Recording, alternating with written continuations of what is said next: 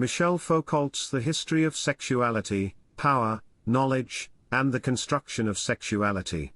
Michel Foucault's The History of Sexuality, spanning 3 volumes published between 1976 and 1984, stands as a landmark work in critical theory and the study of sexuality. Across an introduction, Volume 1, The Use of Pleasure, Volume 2, and The Care of the Self, Volume 3, Foucault explores how sexuality is not simply a natural or biological given, but rather a historically constructed phenomenon shaped by the interplay of power, knowledge, and the body.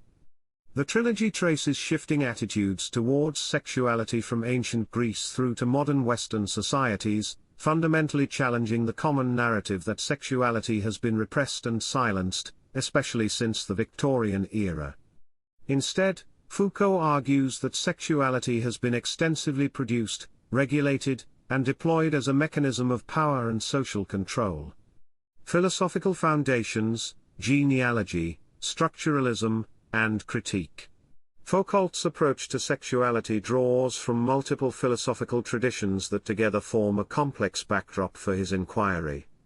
Most centrally, he is inspired by Nietzsche's genealogical method, which emphasizes the historical contingencies and power relations underlying what societies regard as moral or natural truths. Unlike universalist approaches, Foucault traces how sexual norms emerge from specific power structures rather than fixed essences.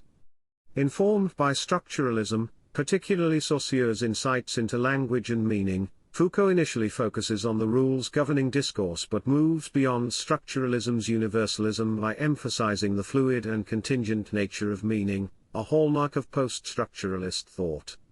Phenomenology's emphasis on subjective experience is critiqued by Foucault for neglecting the larger institutional and discursive formations that shape individual subjectivity.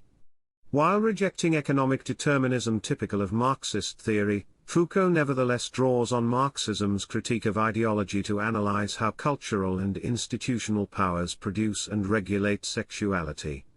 He also critiques psychoanalysis, especially Freudian focus on uncovering hidden sexual truths, arguing that such practices perpetuate systems of control rather than liberate. Volume 1, An Introduction, Challenging the Repressive Hypothesis. At the heart of the first volume is Foucault's challenge to the so-called repressive hypothesis, the widely held belief that Western society, particularly since the Victorian era, has repressed sexuality and silenced discourse on the subject. Contrary to this, Foucault contends that the 19th century was not a period of silence but one of intense incitement to discourse about sex. Rather than being silenced, sexuality was produced and managed through discourse by institutions such as medicine, law, and education. For example, Victorian society's purported prudishness paradoxically encouraged detailed discussions about sexuality within scientific and religious contexts, regulating rather than suppressing it. Integral to this analysis is the concept of biopower, a form of power that governs populations by managing life processes such as reproduction, health, and mortality. Public health campaigns promoting contraception exemplify how biopower brings life into the realm of explicit control and calculation. Foucault also elaborates the nexus of power and knowledge, showing how they are inseparable in producing sexual identities. The pathologization of homosexuality in 19th-century psychiatry illustrates how power defines and controls what counts as normal or deviant sexual behavior.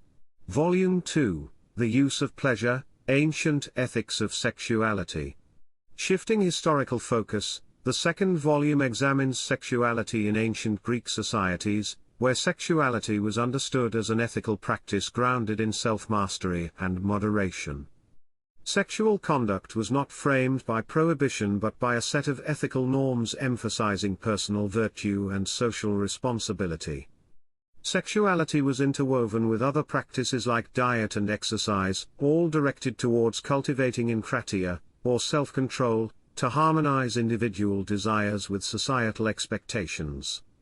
For example, sexual relationships between men and boys, while culturally accepted, was strictly regulated by ethical guidelines reflecting broader principles of moderation. Foucault contrasts this with later Christian moralities, which introduced guilt, sin, and strict prohibitions regarding sexuality. Christianity shifted the discourse towards purity of the soul and rejection of bodily pleasures, marking a profound transformation in how sexuality was ethically conceptualized. Volume 3, The Care of the Self, Autonomy and Techniques of Self. The third volume explores sexual ethics in Hellenistic and Roman cultures, where sexuality became part of a wider set of practices known as the care of the self. Here, sexuality was integrated into daily exercises of self-discipline, autonomy, and personal well-being.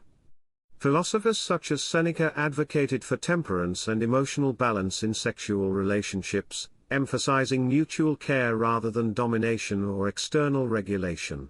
Central to this volume is the concept of techniques of the self, where individuals actively cultivate self-awareness and ethical subjectivity through practices like meditation, writing, and reflection. For example, journaling functioned as a way for Roman citizens to examine their lives, aligning actions with personal values.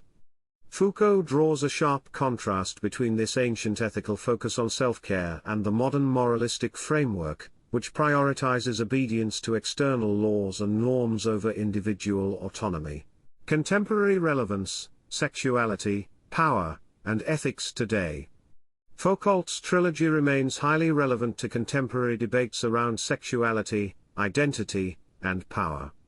His critique of the repressive hypothesis reframes discussions about sexual liberation by highlighting systemic controls rather than individual repression or freedom alone. His concept of biopower informs critical analysis of public health policies and reproductive rights, urging skepticism toward institutional claims of neutrality. In education and advocacy, Foucault's insights encourage comprehensive sex education that challenges stigma and fosters critical thinking. His analysis of discourse and power relations supports inclusive understandings of sexual and gender identities, influencing identity politics and social movements. Moreover, the ancient ethical practices of moderation and self-care resonate with current mindfulness and self-help movements, offering alternative frameworks for personal and ethical development. Critiques and intellectual engagement. While foundational, Foucault's work has attracted diverse critiques. Marxists argue that his focus on discourse and power neglects the material economic conditions that shape sexual norms. Feminist theorists such as Judith Butler expand on Foucault's insights into discourse but critique his limited engagement with gendered experiences of power, leading to influential theories like gender performativity. Pragmatist critics question whether Foucault's abstract theorizing translates into actionable solutions for contemporary sexual rights and freedoms. Postmodern thinkers like Derrida engage critically with Foucault's methodologies, noting tensions in his rejection of universalism even as he employs structural analyses. Conclusion: power, knowledge, and the historical construction of sexuality.